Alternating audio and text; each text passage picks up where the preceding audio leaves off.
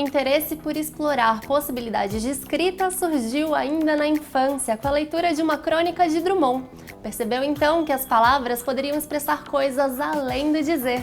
E assim começa a história de Teófilo Tostes, autor do livro Trítono, Os Intervalos do Delírio. Então é um prazer tê-lo em nosso programa.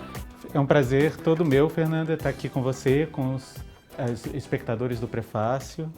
Bom, Theo, conta pra gente como que começou esse seu despertar pela escrita e pela leitura. Com quantos anos você começou a escrever o seu primeiro livro? Bom, eu comecei a escrever alguns poemas, eu tinha 11 anos. Obviamente eles não se transformaram em livros, se perderam pelo caminho, né? E eu comecei a escrevê-los depois de me mudar para Cabo Frio e nessa mudança chegaram as coisas da minha mãe e tal, que a gente morava no Rio antes, e entre elas os poemas do meu pai que eu comecei a ler. Então escrever foi um pouco responder a essa herança que chegava para mim e também responder ao maravilhamento que tudo que eu passei a ler desde essa crônica do Drummond me causava, né, como leitor. Bom, e nesse livro, Trítonos, você agrupa 3 instigantes contos, né? Mas você amarra com uma narrativa em primeira pessoa. Como que surgiu a ideia de escrevê-lo e como que surgiu a ideia dos personagens também, como Demian? Bom, eu tinha um projeto anterior que era escrever um livro de 6 contos, que seriam contos que falariam cada um deles referente a uma das artes antigas, né? Música, literatura, dança, etc. Acabou que esse projeto inicial mudou um pouco de rumos, principalmente por causa do segundo conto, quando entra o próprio Demian na história, né?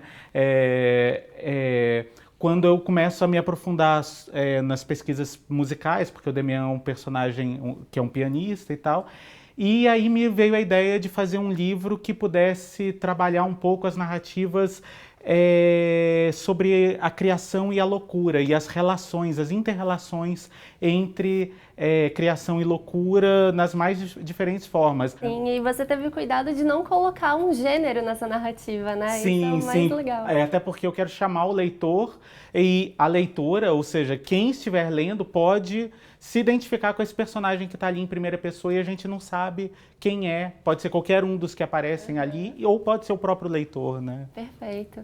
E ao longo dessa sua jornada como escritor, qual foi o maior desafio que você já percebeu, assim, nossa, isso tá difícil de resolver?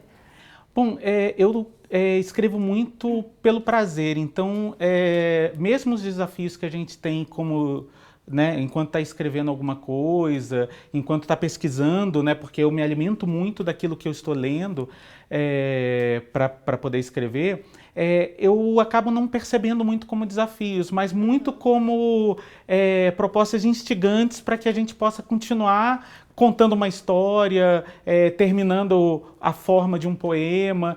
Então eu nem saberia muito dizer aquilo que é o desafio. Eu acho que o desafio é, muitas vezes, e na maioria das vezes, quando eu vou voltar ao que eu escrevi para poder reescrever, para poder revisar. Isso é um trabalho necessário, mas é um trabalho bem árduo. Agora, pensando nesse seu encantamento pela leitura, o que um livro tem que ter para despertar o seu interesse e qual que é a essência dos seus textos? Assim, o que você fala, não, eu tenho que sempre colocar algum pensamento desse gênero? Bom, eu acho que um livro para despertar meu interesse tem aspectos muito variados, mas eu acho que encontrar uma forma poética que desperte o meu afeto, né, é muito importante, desperte o interesse por entender aqueles caminhos que um escritor percorreu e está propondo ali na sua forma de escrever. Isso é muito importante. Então a escrita poética, claro, não a poesia em si, mas o gênero poético nas várias literaturas me interessam muito, como por exemplo faz o Guimarães Rosa nos seus livros. E eu acho que principalmente eu escrevo muito por duas matérias-primas, que é o afeto no sentido daquilo que me afeta, né, como homem no mundo, e memória, né? A memória, não a minha memória pessoal, mas a memória daquilo que eu li, a memória daquilo que me despertou interesse em algum momento. Tudo isso me leva muito a escrever. E eu acho que se eu conseguir traduzir esses afetos e essas memórias em palavras, isso, cada vez que eu tento fazer isso, que eu acho que eu consegui um pouco, algo que me traz assim, uma enorme satisfação e uma enorme alegria.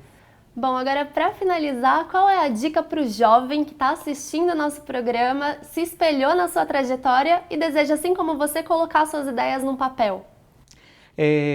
Eu poderia falar que ler é uma coisa muito importante, mas eu acho que a escrita já é uma resposta à leitura, então seria uma dica vazia, né? Eu acho que conhecer aquilo que está sendo produzido ou aquilo que já foi produzido, toda a tradição que há em torno da escrita é muito importante. Mas também é muito importante, eu acho que essa é uma dica que eu gostaria de dar para alguém que eventualmente queira escrever, é de não ter pressa. Né? A escrita, ela não acontece apressadamente, ela acontece com a calma necessária para a elaboração, para a reelaboração, né? E eu acho que se há algo importante que um jovem escritor, e eu me considero um jovem escritor, precisa ter em mente, é que a pressa ela é inimiga do texto. Sim. Theo, eu agradeço muito a sua participação em nosso programa. Eu que agradeço, Fernanda. E para os espectadores do Nube, o livro está à venda no site da editora Patois, que é uma editora pequena, né? Mas que vem lançando hoje muitos novos autores. E não só o meu livro está lá, mas muitos outros excelentes livros. Eu sugiro uma visita ao site. E eu recomendo a leitura desse livro, é diferente de tudo que você já leu. E eu te vejo no próximo programa Prefácio. Até logo!